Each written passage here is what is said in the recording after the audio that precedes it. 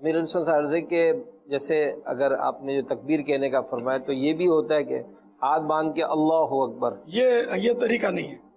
ہاتھ اٹھا لیے، اب الف کا الف شروع ہوا، اللہ اکبر، یہ را جو ہے نا یہ باندھ دیا اور پورا ہو گیا.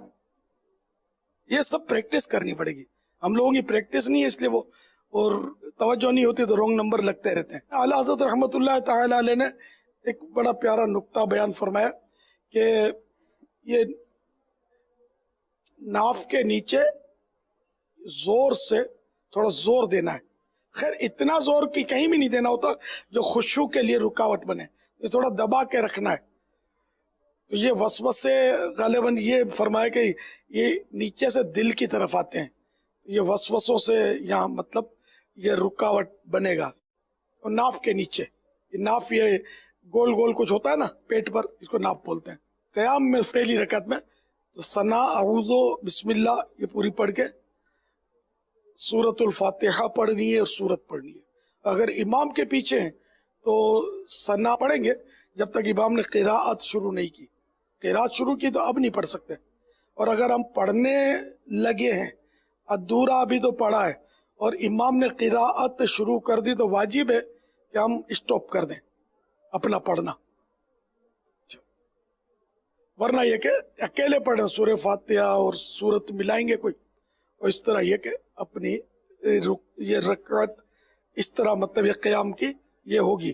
پھر اب اللہ اکبر کہہ کر رکوع میں جانا ہے. اچھا یہ کھڑے ہونے میں جو اور تکبیرات جو کہی جاتی ہیں اللہ اکبر رکوع میں جاتے ہوئے، اور اس میں جو سنت ہے نا یہ اس پر عمل بہت میں نے دیکھا کہ نہیں ہوتا ہے عمل.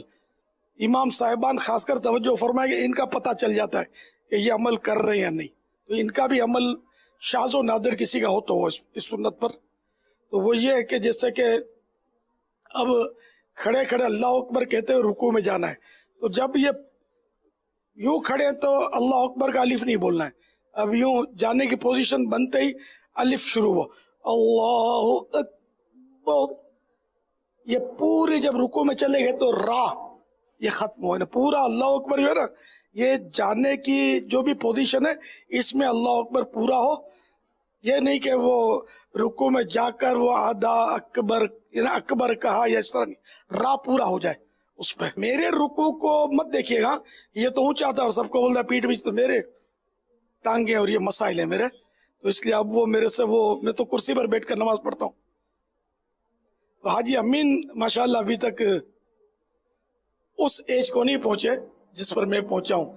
ایج کی وجہ بھی ہو سکتی ہے اور ویسے ہی ٹانگوں میں گھٹنوں میں مسائل لوگوں کے ہو جاتے ہیں، پٹھوں میں. اللہ شفا دے، دعا فرمائے کہ میں پھر زمین پر باقاعدہ سجدہ کر کے آپ کو دکھا دوں.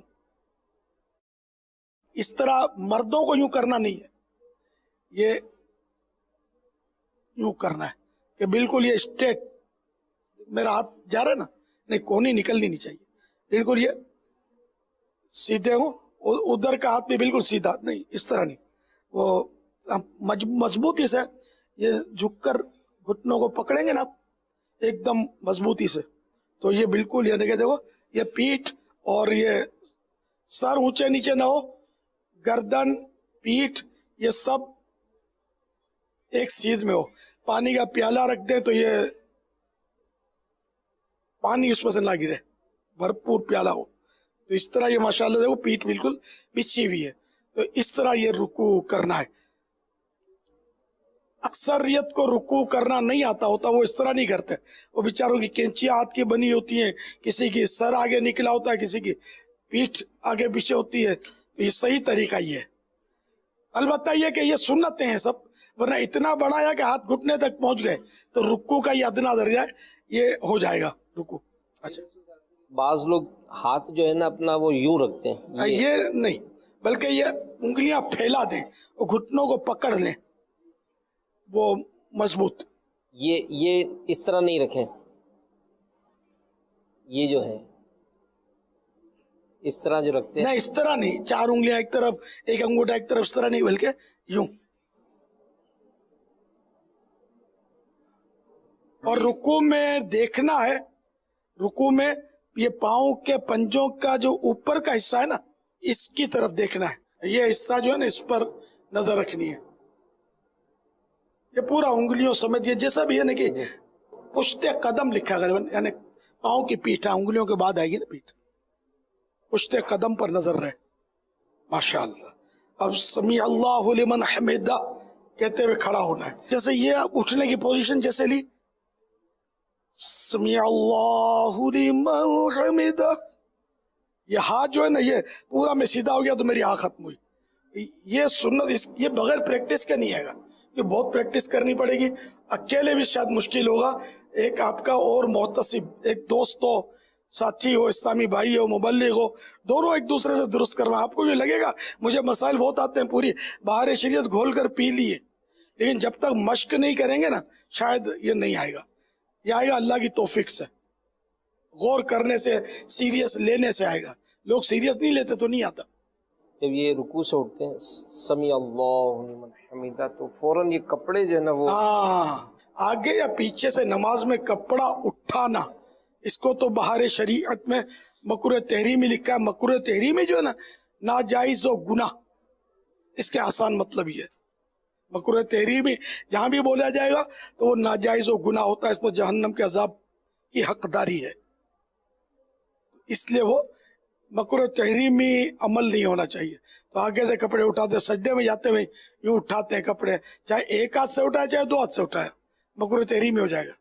یہ اٹھانے نہیں ہے یوں بس بغیر کھینچے کپڑوں کو جانا ہے.